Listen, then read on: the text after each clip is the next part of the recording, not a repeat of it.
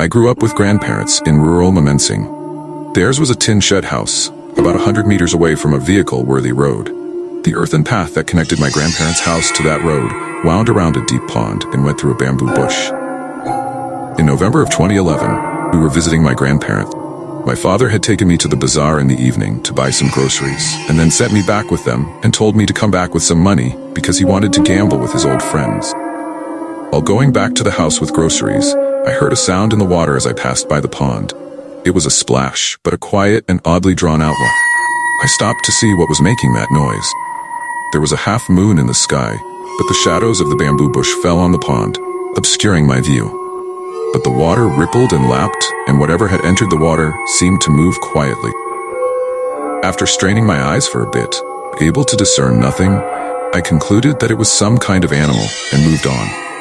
The wind picked up while I was at my grandparents' house, and when I was going back to my father with the gambling money, bamboo bushes were too loud for me to hear anything of what was going on at the pond. I stayed with my father and his friends with an hour or so more before starting on my way towards my grandparents' house again. The moon had lowered in the sky now, and the shadows had lengthened. I had to focus fully on the path before me as I walked, so I had not looked at the pond until I heard someone stepping on water. I looked towards the source of that sound, and there she was. A woman sat cross-legged above the water. Her skin was white, pearl white, I think. This was a very long ago, and I'm only placing this in retrospect, and seemed to exude a pale white glow. Somehow, like moonlight, but there was no way the moonlight reached her where she sat on the pond.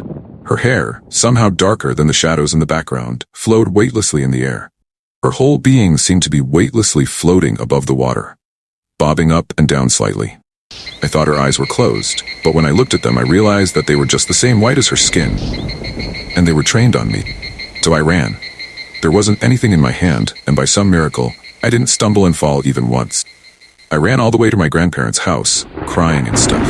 They asked me what happened, and after some deliberation, I told them I saw a snake.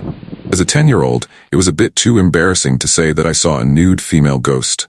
I was laughed at for being that scared of snakes anyway. Maybe I should have just told them what I saw. My father came back at around midnight, and he seemed to not see anything. My grandpa died in 2020, and afterwards, my grandma decided to drain the pond and fill it up. They found an old lock with some hair tied to it at the spot that I saw her. Maybe that's related.